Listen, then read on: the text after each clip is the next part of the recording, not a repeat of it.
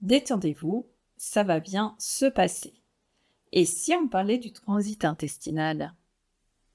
Lorsqu'on parle alimentation, on en parle rarement. Pourtant, un bon transit intestinal est capital pour une bonne santé et pour une bonne qualité de vie. Balai tabou donc. Commençons par le début, ou plutôt par la fin.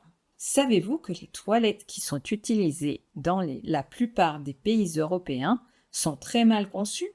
En effet, elles ne tiennent pas compte de l'anatomie et la position assise est justement la pire des positions pour que ça passe.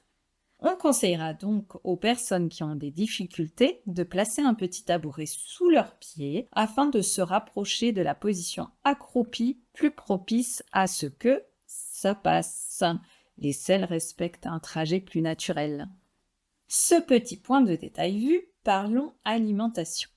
Certains aliments favorisent un bon transit intestinal, les aliments riches en fibres notamment.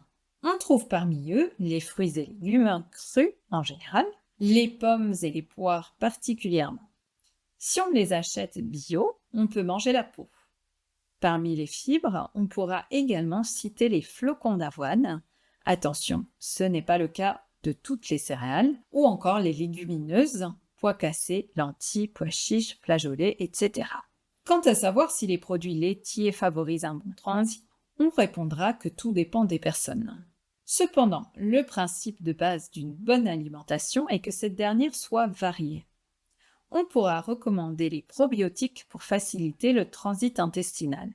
Qu'est-ce qu'un probiotique? D'après le dictionnaire Larousse, il s'agit d'un micro-organisme vivant, bactéries ou levures, notamment ferment lactique, qui, ingéré en quantité suffisante, a un effet bénéfique sur la santé en améliorant l'équilibre de la flore intestinale.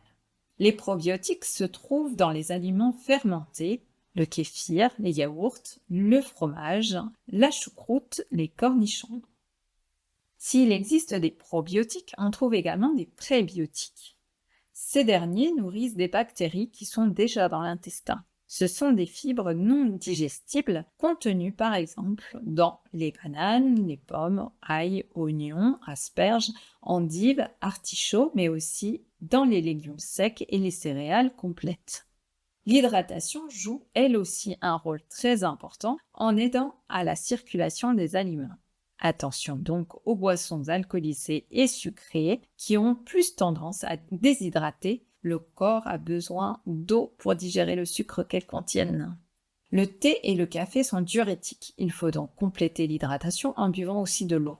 Enfin, il est possible d'intervenir sur des éléments non alimentaires pour améliorer le transit intestinal. On pourra par exemple effectuer de petits massages au ventre après les repas, notamment les repas trop chargés.